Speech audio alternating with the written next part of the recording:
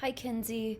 Thanks for your patience with me on getting back with you on your narrative. Um, so to answer your question, I do think it's working.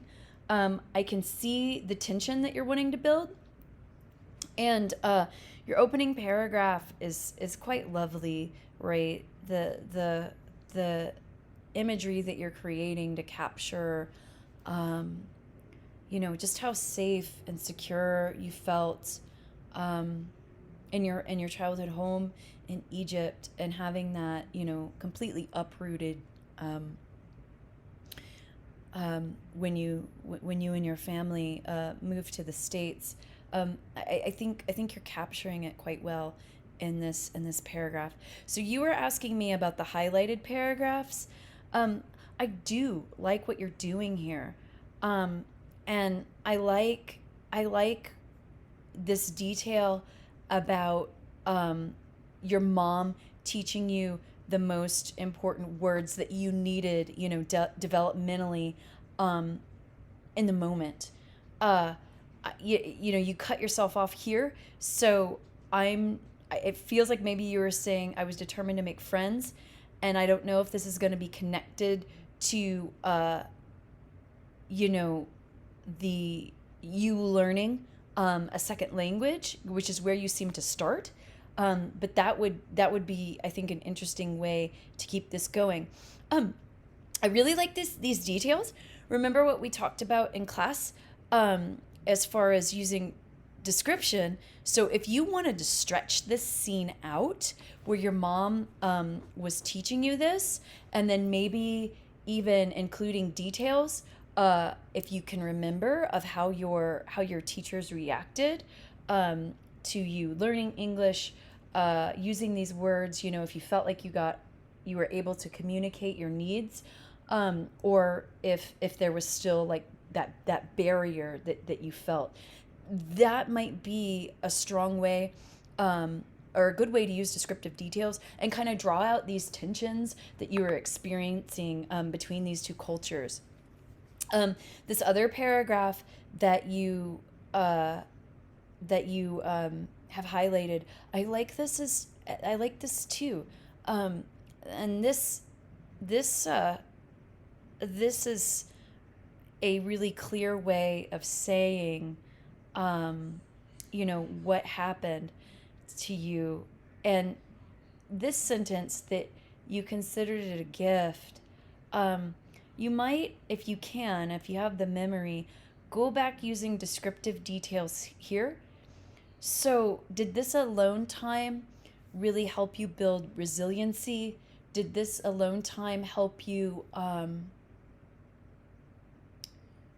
build a really rich interior life, right? I mean, you know, we one of the sad things about, for me at least, about living in 21st century America is children don't get a lot of time to be bored, right? So if they're not, I don't know, in school or playing with friends, they have a device in their hands, right? They're playing a game.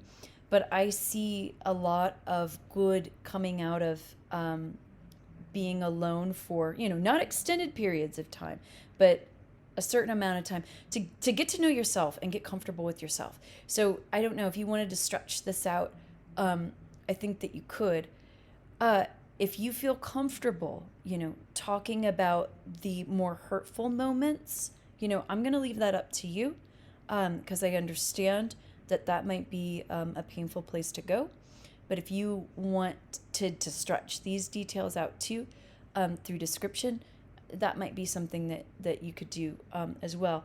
But I'm really thinking about how this idea expanded and how it could connect um, with the idea that you're playing with here, and that might lend well with where you seem to be wanting to take this. Um, I do want to say this. I feel like this paragraph here, where you talk about the immigration, how your family immigrated, I'm wondering if this is the best place for it. I'm wondering if a better place would be actually here after your first paragraph, because I kind of felt like we moved back in time, right? That the organization kind of gave me a little bit of whiplash.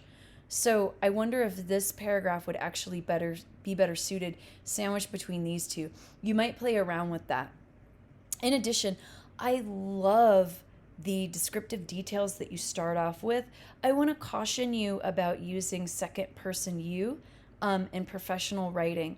Um, so it really straddles this line between formal and an informal tone, where in professional writing, you do your best not to address the reader directly unless you are, writing directions like first pick up the pencil, sorry, I'm saying this wrong. First, you should pick up the pencil, then you should put the pencil to the paper, right? In that case, you can see my my computer's gonna die. In that case, like you're literally talking to the reader. I get that you're trying to create a closeness and a connection with the reader, but really, I think that this would be more effective if you put it in first person, right? So, because that's really who you're talking about here. You're actually not talking about the reader. You're talking about yourself. And like I said, I know that you're using that perspective to create that connection. I think it's going to be more powerful though if you make this in first person. So switching over to I, me, and my here, and you might have to rework some of your sentences. I think that this will be more effective. So to me, my biggest feedback is keep going. I think it's working. In terms of that, describing that place in rich detail, consider, getting more detail in about your home in Egypt and bringing in more detail, descriptive detail about your home in the States as well. I think the other details that you're doing to talk about you know, the internal, the emotional place, I think it's getting there. I think you're doing that quite well. All right, Kenzie, I'm really looking forward to seeing where you take this, and thank you for sharing it with me.